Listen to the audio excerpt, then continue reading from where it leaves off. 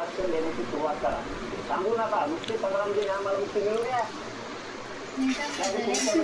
द्या प्रमाणपत्र. पण कोणतं प्रमाणपत्र?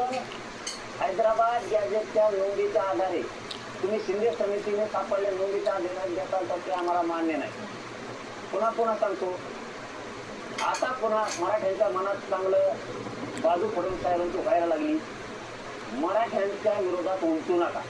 असा जर करून चालले रे बाबा तर मराठ्यांच्या मनावर का डाग म्हणून तुमचं नाव कोरलं जाईल आणि मनातून तुम्ही कधी निघणार नाही आणि राज्यात एक बी माणूस आम्ही फिरून देणार नाही, राजकारण नाही. हे पण मग लक्षात ठेवा. त्याचा ऐकून तुम्हाला खेळ करायचा असला तुमच्या हातात. आणि विखे पाटील साहेब तुम्हालाच संधी, मराठवाड्यातला सगळा मराठा हाकून दे. गोरगरीब मराठ्यांना आरक्षण देऊन त्यांच्या भावना जिंकणं, त्यांच्या अधिकृत लोक आहे त्या लोकांनुसार त्यांना तुम्ही प्रमाणपत्र देणं की तुम्हाला संधी आहे. कोणाचं हिसकून घेत नाही, कोणाचं कमी होत नाही, कोणत्या ओबीसीचं घेत नाहीत. आम्ही त्याच्यात एक नोंदी आहे, आम्ही त्याच्यात चाललोय. आम्हाला कायद्यानं नियमानं त्याच्यात घाला.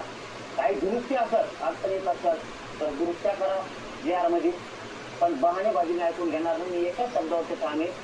तुम्ही हैदराबाद गॅजेटचा JR काढलाय, लागू केले, सांगितलंय. आता त्या नोंदीच्या आधारावर त्या संख्येप्रमाणे मला प्रमाणपत्रच वितरित झालेले पाहिजेत. त्याशिवाय मी मागं सरकत नाही. तुम्हाला सन्मान घ्यायचा असेल तर मराठवाड्यातल्या मराठ्यांना तुम्ही प्रमाणपत्र द्यायची सुरुवात करा. आणि तुम्ही नुसतं लोकांना बोलवताय, फसवताय आणि नुसतं झुलवत ठेवताय. ही भावना विखे पाटील साहेब मराठवाड्यातल्या मराठ्यात जाऊ देऊ नका. फडणवीस साहेब तुम्ही सुद्धा जाऊ देऊ नका. हे जर गेले रे बाबा तर पश्चिम महाराष्ट्रापासून मराठवाडा विभागात खांद्यापासून तुम्ही लोकांच्या मनातून उठणार म्हणजे उठणार.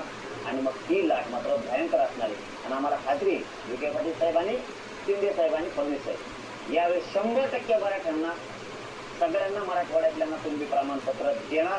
कारण ती सरकारी आणि महसुली दस्तऐवज त्यानुसार देणार म्हणजे देणारी 100% खात्री. आणि मराठी मराठवाड्यातल्या आरक्षणात जाणार. फक्त मराठ्यांनी शांत संयमानं राहा.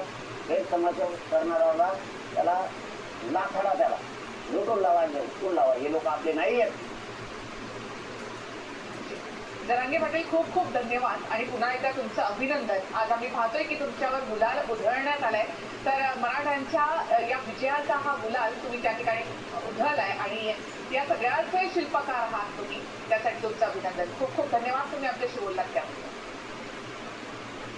धन्यवाद साहेब, धन्यवाद. तुमचं सुद्धा खूप खूप अभिनंदन. तुमचे आभार. तुम्ही खूप साथ दिली, सगळ्या मीडियाच्या बांधवांनी पण दिली. आज 2 वर्षापासून तुम्ही सुद्धा हा मुद्दा लावून धरलाय. आमचा कॅमेरामन म्हणतोय तो मी 2-4 बाऱ्या पोळलो म्हणतो. लय बार मग हे गुडघात निवडा म्हणजे वरून गाडी पोळू तिथं पोळतो. मी तुला पळवलं म्हणतो. सगळ्या TV9च्या संपादकापासून तर कॅमेरामॅनपर्यंत सगळ्यांच्या मनापासून आभार मानतो. सगळ्याच मीडियाच्या बांधवाचे मानतो. सगळ्या जाती धर्मातल्या महाराष्ट्रातल्या बांधवाचे साथ दिले आम्हाला त्यांचं मानतो. आणि विशेष करून आंतरवाणीच्या सगळ्या गावकऱ्यांच्या मनापासून खूप सांगतो. धन्यवाद. धन्यवाद.